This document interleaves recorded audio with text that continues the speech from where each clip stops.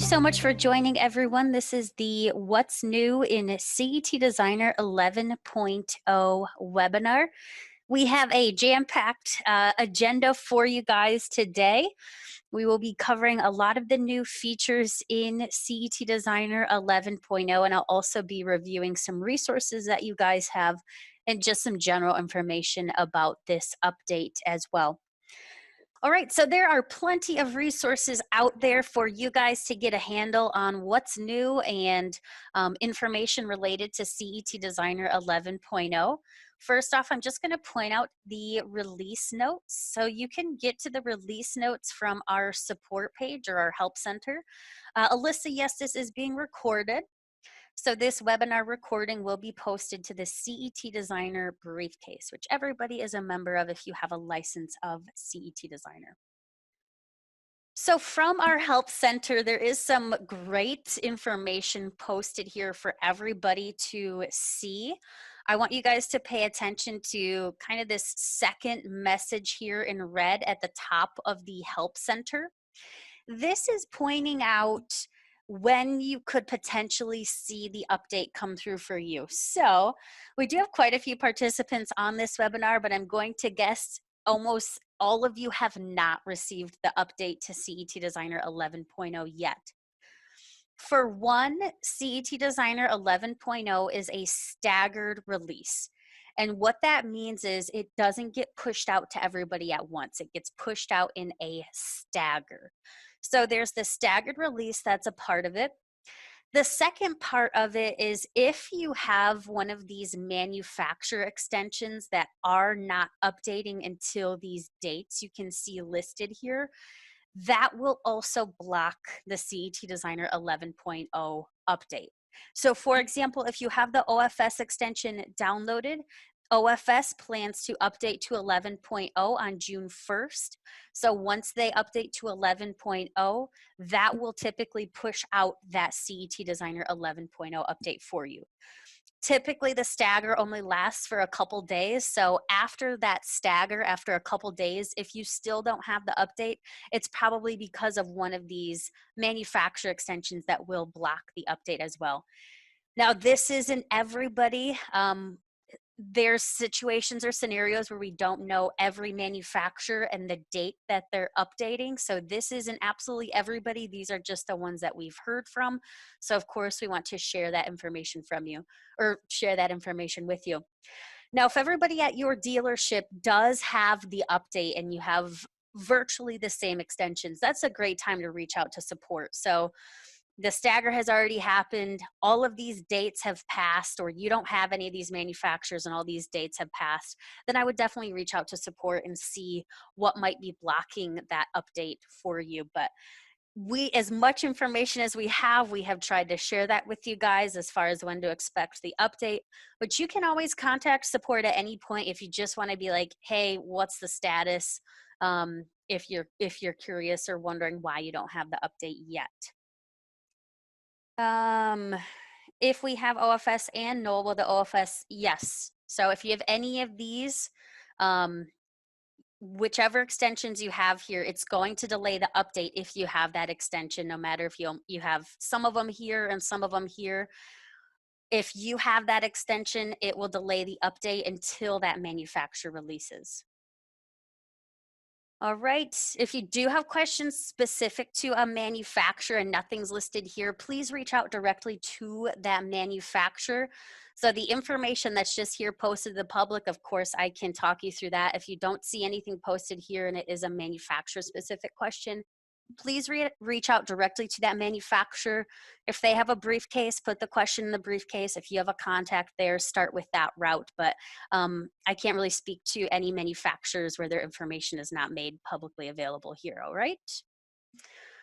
So that's what you can expect with the 11.0 release and when you'll find it. Now, as far as resources go, we do, of course, have release notes. So a lot of places where you can grab the release notes. There is a clickable link right here in that message. So you can click that link and that will take you to our release notes. You can also just simply start searching them here in our search field.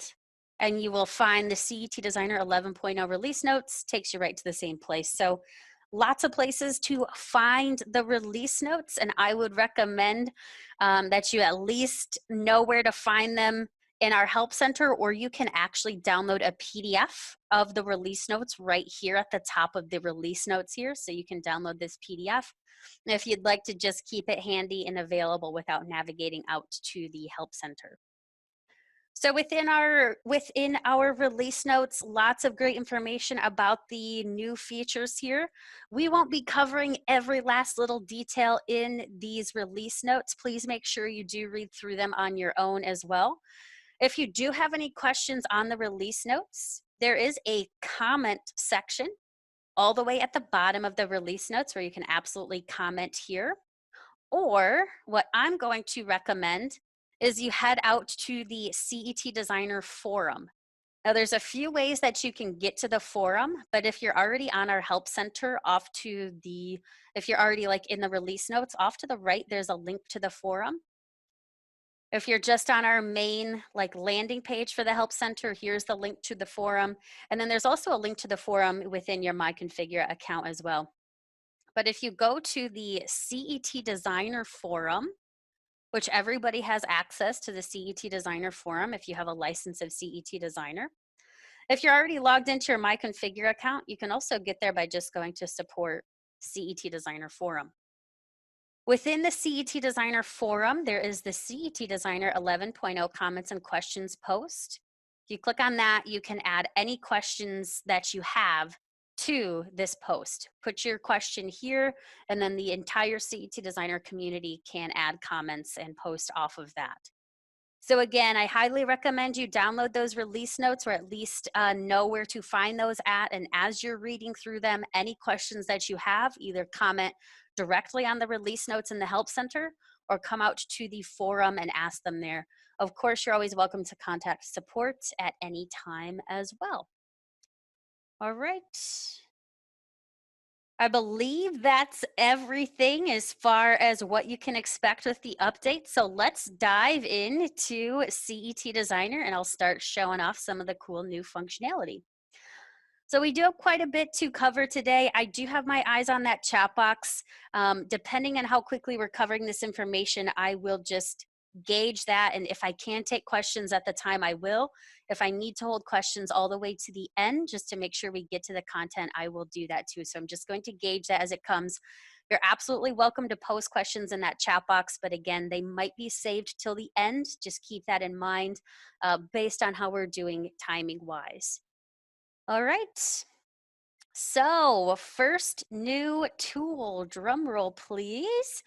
First new tool is going to be in pay-per-view, and there's actually a couple things in pay-per-view that we are going to look at. The first thing we're going to look at is the new 2D view clip.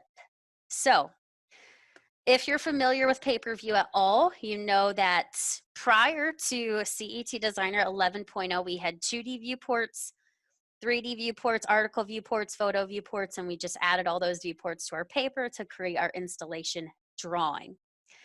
What's new in CET Designer 11.0 is 2D viewports have been replaced with 2D view clips. So you'll see that that 2D icon is no longer available in the upper left of that component tab area. That's because it's now a 2D view clip, and all 2D view clip functionality lives in this second section here, drawing view.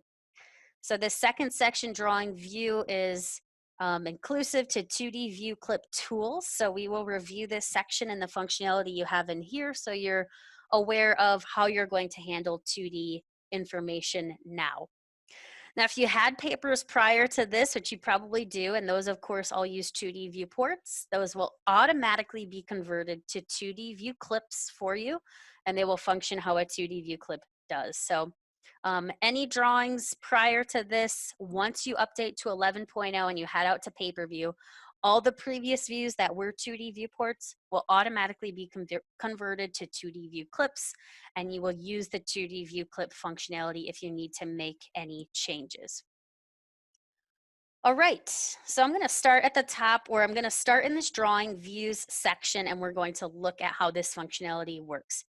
Now I'm going to skip over these drop downs for now, the default add-on and the default scale. We'll come back to these. I'm going to show you right off the bat how you place and how you work with a 2D view clip. And then we will talk about these drop downs, and then we will talk about this row of tools below. So first off, you have a 2D view clip and you have an empty 2D view clip. The 2D view clip, if you place this first icon here, you place your view clip and you choose the information that shows in it right away. The empty 2D view clip, you place the clip, but you don't have to choose the information that you put in it. This would be something that you use if you're just kind of planning out a paper. You don't really know what area of your drawing you want to show in this clip, but you just are planning out the layout of the paper itself. You could grab this 2D empty view clip, place the view clip, still 2 left clicks, and then leave it at that, where you've kind of created a placeholder for your view clip, but you're not choosing the information that goes within it. That's simply what that 2D empty view clip is. We are going to work with the 2D view clip though, where we can choose the information that we put in it right away. So you grab your 2D view clip. It still places the same way as all the other viewports do with 2 left clicks. A couple things though that I want to point out before I even place these 2 left clicks. In the green properties box in the upper left, you have some shapes that you can choose from now. So that is super exciting. Prior, our only option was like a square or a rectangle, which of course is still an option here, but now we can do a rounded rectangle. So you'll see the shape on the end of my cursor has rounded corners. Or we can do an ellipse. So the ellipse can be a circular or oval or kind of elliptical shape after you get it placed.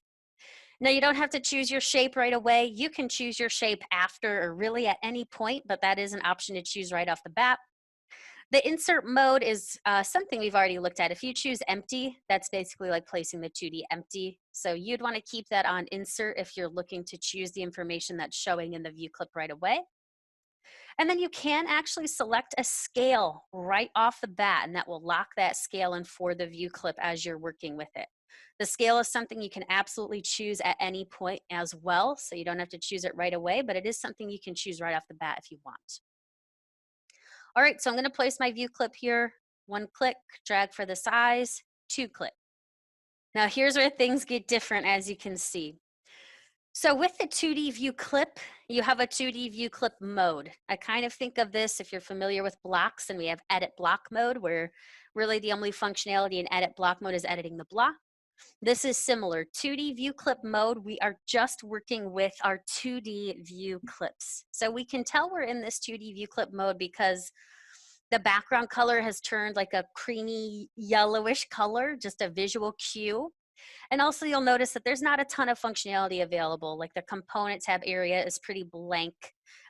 There's no switching between drawing views or anything like that. So we are here just purely for placing this view clip. Now I have this rectangle on the end of my cursor. I can zoom, I can pan in this 2D view, so I can kind of start to get close to the area that I want in my view clip. Now with this view clip, in this view clip mode, this is where now we're choosing the specific area that we want to see in the 2D view clip. Now I can just drag the clip around the area that I want with a click, first click, and then drag and place my second left click, and anything that will fall within this dotted blue line box will be in that view clip. But my other option is, if I am choosing a specific scale, if I would have chosen that prior in the green properties box that we looked at, that's an option, or I can still choose it while I'm here in this view clip mode. If I choose a specific scale, that will automatically adjust this rectangle on the end of my cursor so that it will place at that scale. So I don't actually choose the size myself, which you kind of are choosing the size yourself if you place the first click and then drag for the size and place the second click. That gives you a custom scale. But if you choose a specific scale there, that automatically dictates the size of this box. So I would just simply place 1 click when I have the items within the box that I want. And then there is back to your paper view with the view clip, how you've inserted it. And you can see when I have it selected in the green properties box now, it automatically is reading that 3/8 inch scale. If I would have placed the view clip, let me just start over here. If I would have placed the view clip, again, where I'm not specifying a scale anywhere, I would just place my first left click, drag for the size, place my second left click, and then that's what would show in the paper view. And you would see I have a completely customized, just kind of random scale here because it was just me simply dragging for the size of that box. Now, if I do just simply drag for the size of the box, if I wasn't paying attention to the scale, but it was actually necessary that I have a specific scale, that's absolutely something I can still pick after the fact. When I have the view clip selected in the green properties box, there's the scale option. I can still choose a specific scale here, and it will automatically scale my view clip, as you can see. Now, a couple things here with my clip on my paper, and then we're gonna come back to this section and look at some of these tools here. So with this view clip that's showing on my paper, when I have it selected, of course, there is the green properties box, which still has some functionality in it. Prior to 11.0, we're used to quite a bit of functionality being in this green properties box, but this is simplified a little bit, as you can see, so we'll go through this. So you'll see that you can still change the shape here. If you didn't do it prior, you can still switch yourself to a rounded rectangle or an ellipse.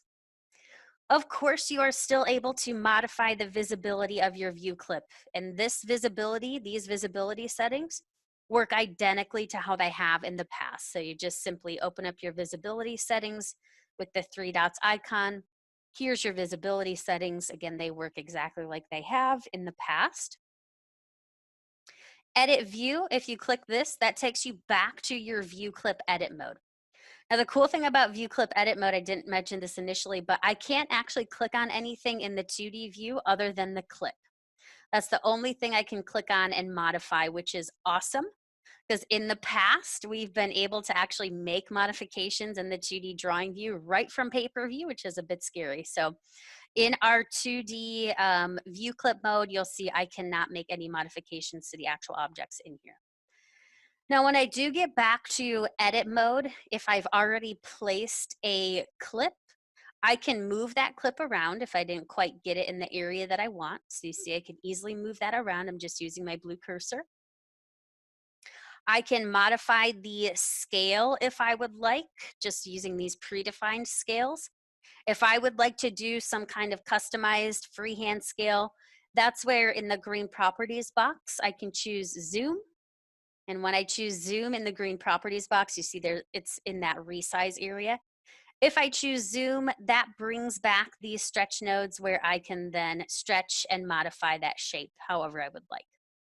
A zoom in scenario would basically be just making that box smaller and kind of isolating it around a specific area. A zoom out scenario would just be making that box larger, and that would basically give that zoom out effect. Now, if you are in the edit mode and it's not automatically bringing you back to your paper view, it only automatically brings you back to your paper view when you're initially placing that clip.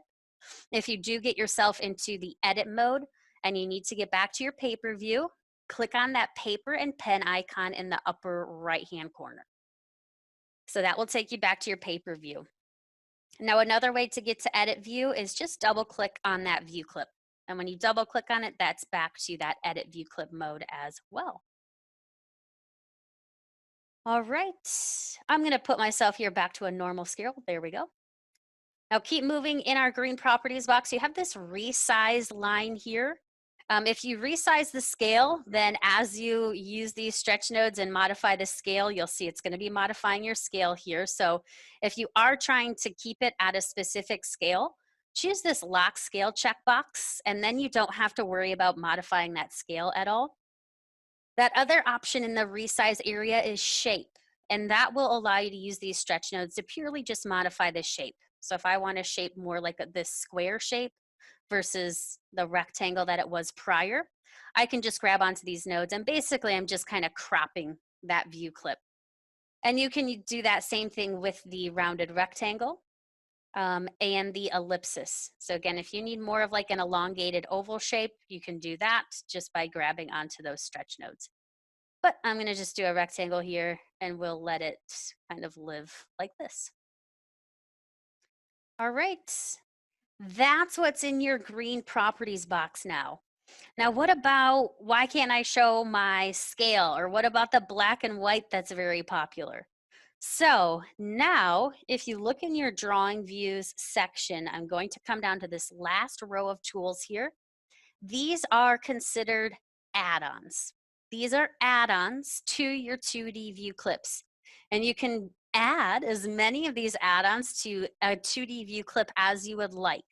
The add-ons are rotate, always readable text to be readable, black and white, show column balloons, add a frame, show part tag colors, and show the scale. So first thing we'll look at, let's say I want this to be black and white. So I'm going to grab the show only black and white add-on. I'm going to hover over my view clip. It's highlighting my view clip. I'm going to click once and that add-on has now been added to the view clip. Another popular one I think will be the show scale. So I'm going to click show scale, hover over my view clip, click once, there's my scale. So that's what this dropdown is at the top here, default add-on. You can specify a default add-on for a view clip and it will automatically apply that add-on for you. So if you typically place your view clips and you want to see the scale, that's very common. You can choose scale here in this dropdown, and then when you place the clip, the scale is automatically going to be visible for you. Now you can only choose one default add-on, so if you want the black and white and the scale, then choose the one you use most often in the default and then come through and add the additional add-on that you need. And you'll see you can layer as many add-ons onto these view clips as you want. I added 2, but you could add more if you want. And if you want to remove an add-on, select the same add-on.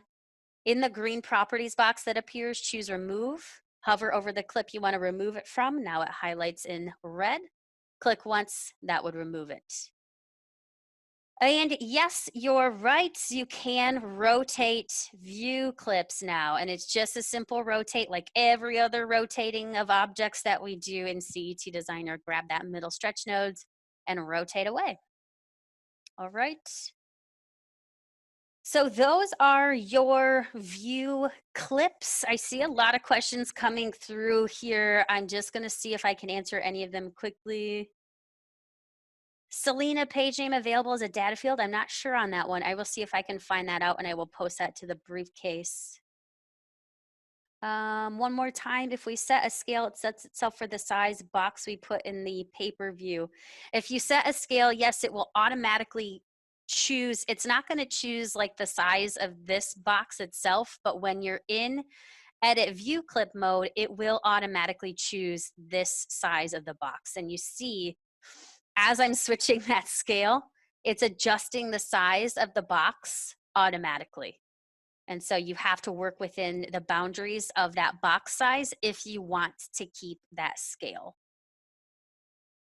Let's see, if a view comes in offset like that, can you pan?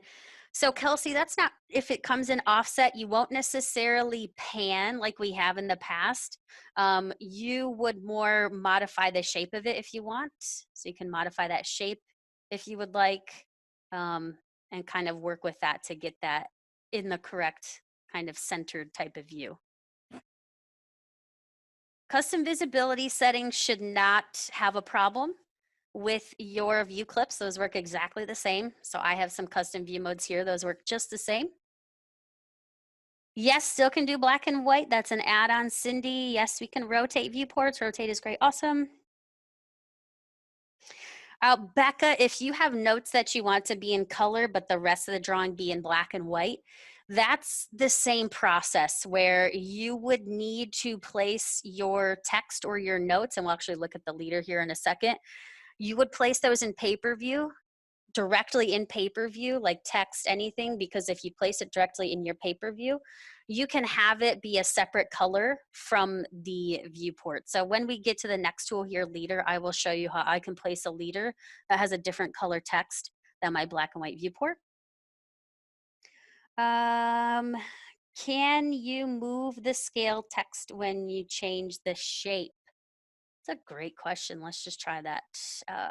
Okay, so we will change the shape. Let's go ellipse. It does not look like you can move that. Nope. So that'd be a great feature request. Help pull down in the upper left feature request. All right, now we're kind of messing around with this guy a bit. Becca, same thing. So if you want color dimensions, you would need to place those directly in your paper view. If you choose black and white for your view clip, everything inside that view clip is black and white, no ifs, ands, or buts. But if you place stuff directly from paper view, you can change the color of that.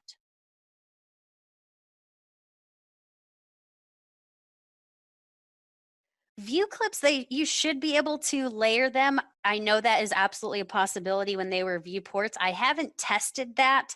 I can test it just to verify, and I'll post that in the briefcase. I would think that functionality has remained, but that is a good question. So I'm going to write that down. Okay, I got to keep moving, guys. If I have time to answer the questions at the end, I will.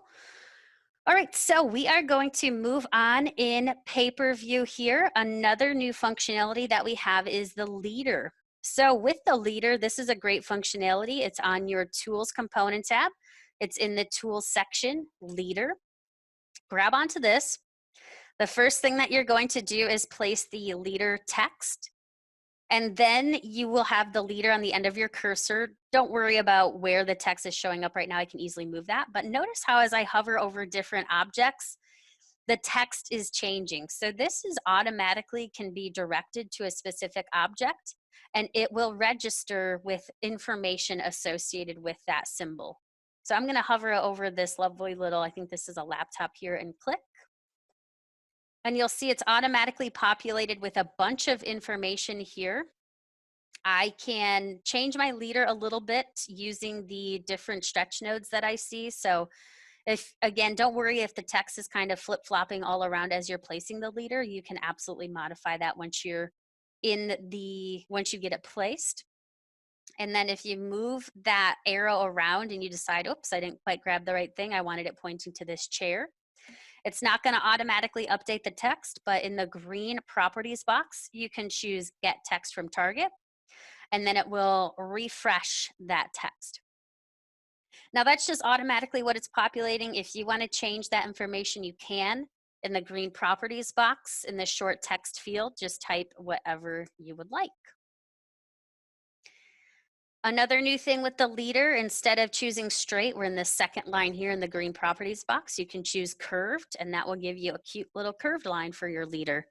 And you can use the stretch node to change the shape of that if you would like. And then if you want this to be in color, this is not new functionality at all. This is the same as we would have always done. Go to text style, hit edit, change the color, or just simply choose a new style from the dropdown that has the color that you would like. That would be the same process for your lines, for your dimensions, anything that has a style. You can edit it manually right there in the green properties box for the specific item you have selected, or just simply choose a style from the dropdown, and then that style will be applied to that object. All right. We're gonna move out of paper view here back to our drawing view and look at some new functionality there. So another new tool that we have is the Quick Measure tool. The Quick Measure tool is kind of cool. You'll actually see this Quick Measure tool show up in a lot of places. It is a functionality that needs to be activated in your control panel if you don't see it.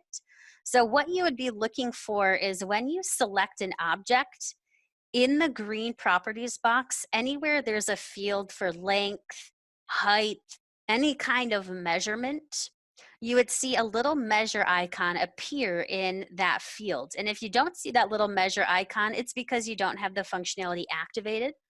The way to turn that functionality on is in your control panel. In your control panel, General tab, you will make sure that you show the measure button in the distance field. When you check that box on, now see how I can see that little measure icon in any field that's related to a distance of some kind. Again, could be length, could be elevation, thickness, anything that's really measurement related will have this little measure field in it. And what this looks like is if you have something in your drawing, like I have this wall, and I maybe need it to match the length of this wall. I could absolutely type that length in the field here, but if I want, I can also just use this measure tool. When you click this measure tool for whatever measurement you've clicked it in, you're going to click this measure tool. You're then going to choose 2 points where you want that field of measurement to match. So if I need the length of this wall to be the length of this wall, what I did was I chose the little measurement icon in the length field.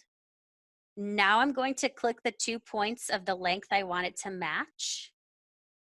And then that object that I had selected is going to match the measurement for whatever field I selected this in. All right. So that's simply what that one is. Again, if you don't like that functionality or you don't want to see the little measurement icon, get rid of it in the control panel, and that functionality will not be available to you. All right. Next up is auto tags. I actually really like this functionality. This is one that you'll want to get used to, and you'll want to be very aware of if you're using this functionality or not. Auto tags is kind of what it sounds like. Auto tags is linked to part tagging. And if you have auto tags on, that means that as you're placing objects in your drawing, they're automatically going to be going on some part tags that you've chosen. So auto tags is here in your 2D and 3D toolbar. It's this little tag looking icon. And this is a toggle tool. You're either using this or you're not. So when you have it toggled off, it's going to look like this, where it's kind of like a unfilled tag. If you just simply click it once, it's going to fill itself in this bright blue color, and you get a little drop down next to it. Now, just by simply toggling it on doesn't mean that anything's actually going to happen. You'll want to click on that little down arrow.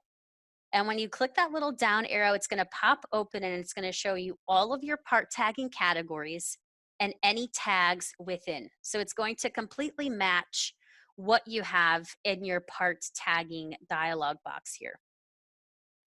Now you can choose the tags that you want items to automatically go on as you place them in your drawing. And I say tags because you can choose multiple tags, but you guys know the rule with part tagging. Items can only be on one tag within a category. So if you do want an item to automatically get tagged onto multiple tags, that's possible. You just simply select the tag, but the tags have to be separated into different categories. And you see, as you select the tags, they kind of highlight in a dark blue color. And now as I start to place an object in my drawing or objects, they are automatically going to go on marketing, new tag 1, and inventory. Of course, you don't have to put them on multiple tags. That's just a functionality that's available for you. But right now I have marketing selected under the tag 1 category. You can just click off of that and that will kind of collapse that field. Now, as I start placing components, of course, I'm just going to use my generic FICA components here. I'll just place off to the side. As I start placing components, they're automatically going on the marketing tag 1 category. And I see a little kind of message here for me letting me know that. I think that's really helpful. Keep your eyes peeled for this, because if you weren't intending to auto tag things, you can turn that functionality off. You actually end up with another option for clicking that little tag there for auto tags, but you can also just come up here and grab or make a different choice in your toolbar. The nice thing about that functionality being up there in your toolbar is you can have something on the end of your cursor and still click in there and the item will remain on the end of your cursor. So now, these objects, I'm just going to simply open up my part tagging dialog. Notice how these new guys that I just placed have automatically been put on the marketing tag. Now, if I disable this, as I start placing things, items are not automatically going to be put on a tag. And just so you're aware, the method that this part tagging, this auto tag tool is using The part tagging method is similar to like tag individually. So it's not going to give you like an area tag boundary or anything like that. It places the tag on the item as if you would have done or used tag individually from the part tagging dialog. All right. Let's see if I were to paste something, does it come along with a paste? It looked like it did from that little message that appeared there. Keep your eyes peeled for that, but let's just verify. Yes. So if I was using auto tags and I tagged something with auto tags, if I did A to do the paste selection, that automatically comes with. I probably could have turned that off if I didn't want it. So let's do A to copy. If I'm like, oh, I didn't want this copied item on that tag, I could turn off auto tags. And let's see if that did not remain. It is still there. That's really interesting. I would submit a feature request. I would think if you paste or if you turn that off before you place it, it should turn that functionality off, but it has been programmed where if you turn it off halfway through, it's still going to show with that tag. So if you wanted to copy something and you didn't want it to have the tag, turn off auto tags first. And then actually it's probably, let's see if it does it now that auto tags was off from the beginning. It still is. So you would almost have to either place these objects new or remove the tag before you copied. So that's a good one to note, that if you have a tag on something, that it's going to remain with that tag when you copy it. So you could either use the tag individually and remove the tag, or you could place the object back from the component tab area. Good question. All right. Yeah, you can remove stuff from a tag. That's it depends on the tagging method, but if you did use auto tags, which is like the tag individually method, then you can select tag individually in the green properties box, choose remove, and then you can either individually select things to remove them from a tag, or you can left click and hold and drag a rectangle, and that will remove those items. So that would be a method that you could do if you accidentally copied things out and it had an auto tag applied to it prior to copying. You could just simply, we'll do that for a second here. Oops, that auto tag automatically got removed from it because we removed it.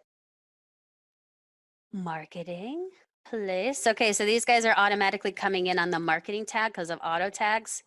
And then if I copy this out, it's going to remain, that tag is going to remain. But if I'm like, oh, shoot, I didn't want those copied ones to have that tag, I could just grab tag individually, choose remove from the green properties box, drag that rectangle around it, and that will remove them from that tag.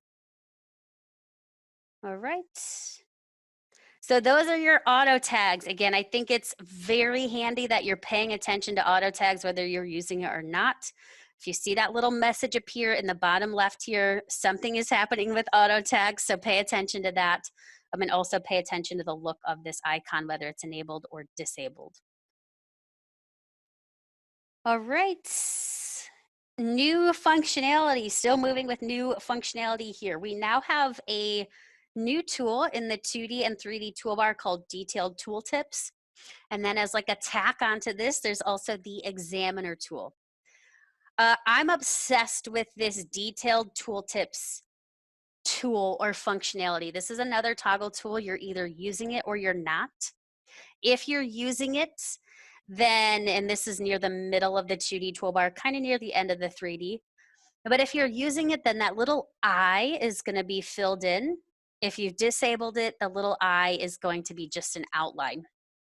But if you're using Detailed Tooltips, that means that as you hover over an object, you're going to see the tag and the categories and the level that the item is on. If you're not using Detailed Tooltips, the tooltip that you see is just how it was prior to even having the functionality in 11.0. Typically, you just see some brief information about the symbol, but I like right off the bat being able to see the category that an item is on, and it's also nice to know if it's on a tag or what level it's on as well. So that's a cool functionality. That's just simply toggling that functionality on or off. Now the detailed or the examiner tool is an interesting one. It does a lot of what this detailed tooltips does. So I don't see myself using the examiner tool a ton because I think just simply having detailed tooltips does enough for me. But the examiner tool does what the detailed tooltips does, and then just a thing or two more. So your examiner tool is in the tools pull down in the upper left, examiner or shift I. With the examiner tool, if you have objects selected in your drawing, then it would register that here. But really what you would typically do is choose examine in the upper left, hover over the object you would like to examine, and they're going to kind of highlight in orange as you're hovering over them. Click once. Now, if you have a couple things overlapping, once you click on the object you want to examine, you might have to choose it from this list. So I would choose two-seater sofa. And then in this examiner field, I see the things like the category, the level. If I had things selected prior, those would show up in this list too. But what you can do with this examiner tool is you can have this highlight on or off. So if you want to see the highlight in your drawing, that's just this toggle here. But you can also filter things out. So if I didn't actually want to see the levels, I just wanted to see like the categories, I could unselect levels, and then in the examiner, I would just see the categories. Then I could hit examine and go examine something else. And it would just keep kind of piling them in this list. You'll see all prior things that I've examined are still here for me to collapse and expand. So that's kind of cool. And if things do have a tag, that's an option in the filter as well, which again, you can choose to show that information or not. You do have this locate button. So if I want to go back to like the snowflake light, I could choose locate and that would take me to it. So that's a functionality that's of course not available in the detailed tooltip. Just selecting the object here and hitting locate. This refresh button would be if you've made any changes to the symbol and you want those to register. Like for example, if this chair was no longer on the sales tag, for instance, I will just direct the shape of that and get it off that tag. If that chair would no longer be on that tag, if it didn't automatically register that, which this has automatically registered that, I could hit refresh just to make sure it refreshes any changes in my drawing and it will take those into account. All right, if you choose clear, that wipes out the examination. So now you can see no examination. So as you keep using that examine tool, it just keeps piling up the information that you've examined here, which is kind of nice. And then you have a few cute little tools to use with it. You can collapse it and keep it tucked up at the top there and use it as you need to, or just close it and reopen it as necessary. Is examiner tool build to extensions? Can you give me a bit more information on there, what you're looking for? Is the examiner window, you can change what category an item is on. No, well, I say that. I don't think you can, but let's try it. No, I was just going to see if there was any little edit icon. No, so it's just for examining.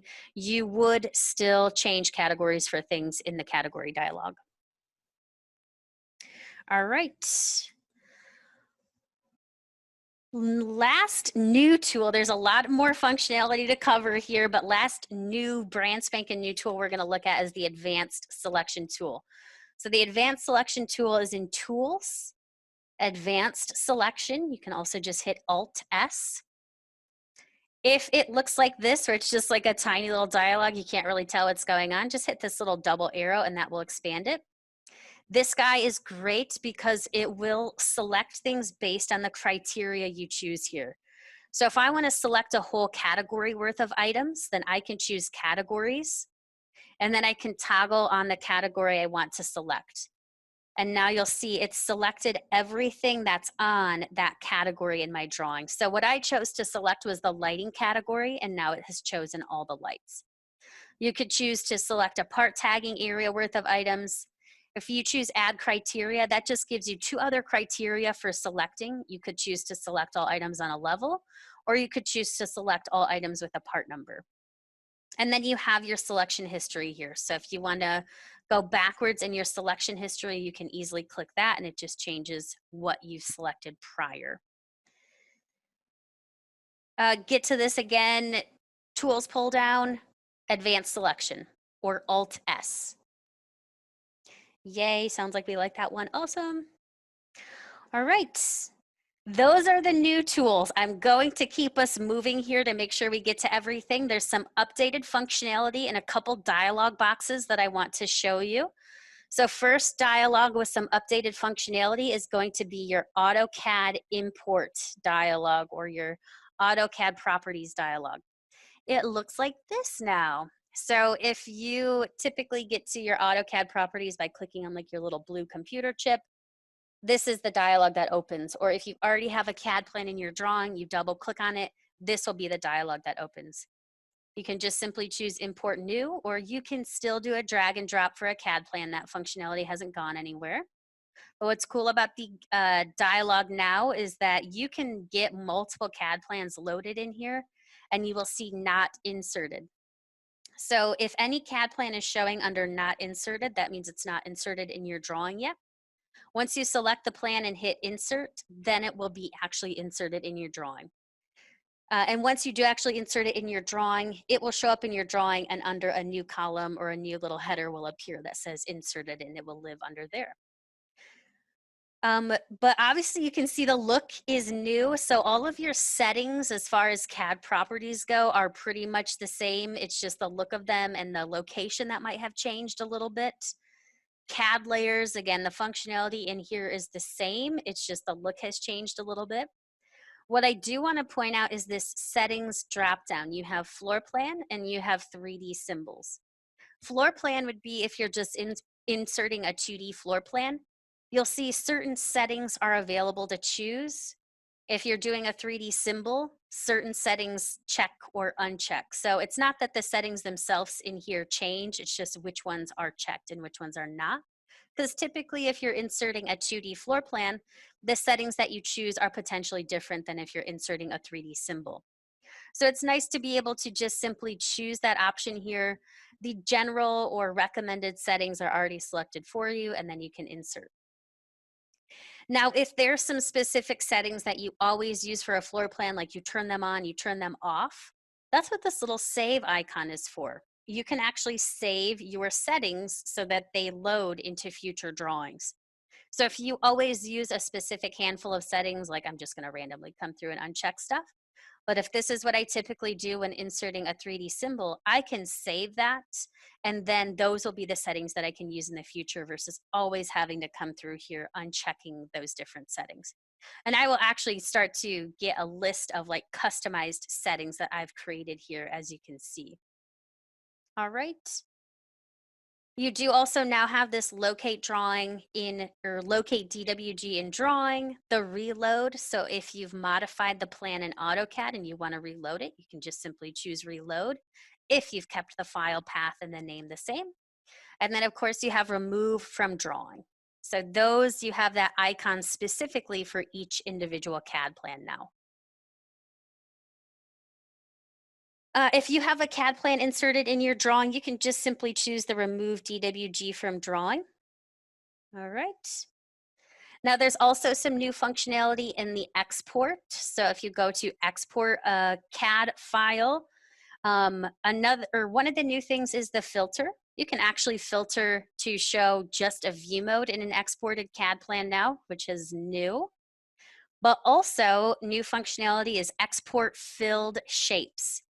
So if you have like a rectangle or a circle and you've filled it, you filled the background, you can export them as filled shapes now, and they will just come in as a solid hatch in your CAD plan. All right. New stuff in the favorites dialog. This is actually pretty cool. So if you're going to save something as a favorite now, as far as saving the favorite, you still do the right-click save as favorite, and you still choose where you want to save it to. You give it a name, but now you have this advanced settings button here. This advanced settings area will actually let you pick Either if you're using the main object for placement, which would mean, so you have three choices here. If you're using the current main object for placement, that means whatever main object is selected within your grouping, that's going to be the object that when you place it, that's kind of the one that's you're placing it from. If you'd like to pick the main object for placement, you can choose that. And then in this drop down, it will list all the different objects you have selected. So you can choose the one that you want to pick as the main object. Or you can pick a base point for placement. So if you choose pick base point for placement, you'll choose pick point in drawing.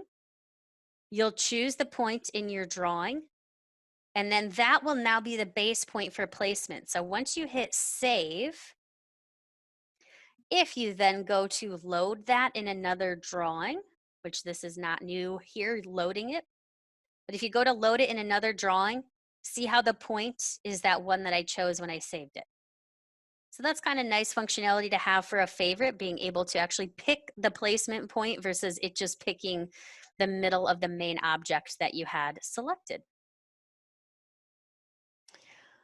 There has been an overhaul to the look of your wall settings. So when you go to wall drawing now, this option here near the top of your wall drawing extension, move walls only when wall drawing tab is selected. This box you keep checked if you like it how walls lock automatically when you move off of the wall drawing tab. If you uncheck it, that means that you will be able to modify walls even when you're not on the wall drawing tab. So I like to keep that box checked just for just so I don't accidentally make any changes to anything, but just check that box or uncheck it as necessary. But I'm going to open wall settings now, and these look completely different as you can see. The wall settings are now registering as a scheme in CET Designer. So we know what schemes are. Walls now have a scheme as well, which is awesome because I can save this scheme and share it with other people or just simply reuse it in future drawings. So with the scheme for walls, you'll actually probably notice this scheme look for other things now. Some manufacturers have chosen to adopt the look of this scheme. You'll see it show up like in the generic Fika extension. But what I'm seeing here at the top would basically be where all of my schemes will live. So here's my default scheme, but I can create new schemes if I would like and just double click and rename them. And then off to the left is all the information that I would select within the scheme. So for walls, I can choose all these different properties here. Let's say I need all my walls to jump up to 12 feet. So I could choose 12 feet there. And now I can choose in the bottom right, apply to all. And now I'm going to wait patiently. But I want to hit refresh, but I'm not going to, just to make sure we can keep moving with the webinar. I'm just going to simply point out the couple walls that have changed. You'll notice that these walls have jumped up to the 12 feet in height. And typically your walls wouldn't disappear like this. Typically I would hit like F5 if something like this happened. I'm going to avoid that though because I need us to keep moving in this webinar. But what you would typically see here is all of the walls would have jumped up to 12 feet. But you can definitely see that the ones I can still see, the ones that have remained have jumped up to that 12 feet. And if I would have modified any of these settings here, all of that would have also applied to walls, to doors, to windows, any of the settings that I selected here. I can right click and I can save this scheme. So this will save as a reusable file. It's going to save as a CM scheme file format. So I can save this scheme to load it into other drawings or to share it with others. If I have this scheme created and I want to load it into this drawing, I can just hit this little ellipsis icon, hit open, and go find that scheme. All right. So the selection criteria is a little bit different. I do have my normal like apply to selection or apply to all, or the wand would let me apply it to individual objects I select in my drawing. But I could actually apply this to a category worth of items, a part tagged area worth of items, or even like a specific level or a part number, which wouldn't really apply to walls. But if you notice this is the look of your scheme with your manufacturer, you would have that selection criteria available for you. And yeah, you can apply a new default wall finish now or a wall material. So that I think is my most favorite thing. If I want to paint all of my walls like a nice bright white color versus the gray, I could choose that wall material here. And then when I apply it, it applies that material to the entire wall or the base trim. It's either the entire wall or the base trim. You can't choose specific sides, but yeah. When I open a new drawing, the material will be the material's only going to apply if you choose something for the wall material. All right. So those are new with wall settings. We now have simplified categories. So if you open up categorization, you'll notice that you may not see as many categories as you used to, and that's because we've really worked to simplify categories. Under the CET Designer category, it now lives like with all of your kind of general basic categories. I will point out a new one that we've added is area tag. So that area tag category, I'll just show you in like a paper. That area tag category can be used to simply show part tagging rectangles or not. So if you just want to simply see the rectangles of your part tags, you can choose to show that area tag category or not. So that's a new one and that's kind of cool. But again, categories have been simplified. Manufacturers had the choice whether they simplified their categories or not. So that would be something I would reach out to them on or look to them for guidance on if anything's changed with their categories. But if you do open up categories, you will notice a couple changes there and more of like a simplified look for your categories. What else? Simplified calculations. Yay. Now, if you go to calculations, if you've never done anything to like save a default view or anything like that, the new default view is exactly what you're seeing here. So normally the default view has like 50 columns visible and it's hard to really tell what's what. Now, this is your default list of columns. So that is sweet. I love that. And that's all that one is. That's just a quick one. Some updated functionality. Finally, yes, I agree on that one.